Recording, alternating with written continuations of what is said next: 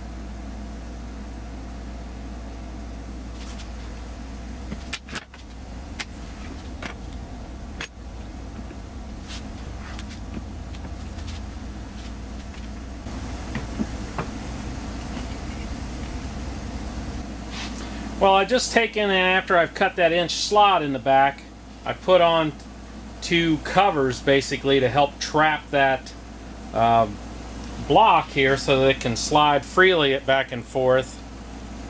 And then I'll have something to clamp down to, which is what these lips are for. And then I've got 2 1/4-inch spacers in here to help hold it. So all your pieces are glued on and dry. You can just, it's new so it hasn't really broken in yet, but it's got a nice slide to it. You can see I've got a nice fit for the most part on the back. And then you can you know, put a 1/4-inch bolt here or a pivot of some kind and use that, or you can use finishing nail like I've got here and drive that through, and that's your center point. Got everything set up. I've got my pivot in, which is just a brad nail right now. It won't go anywhere. This piece is pretty big and heavy, so I'm not really worried about it running off on me. Now all we have to do is make our plunge and start making some shallow cuts, and we'll have a perfect circle. Here we go.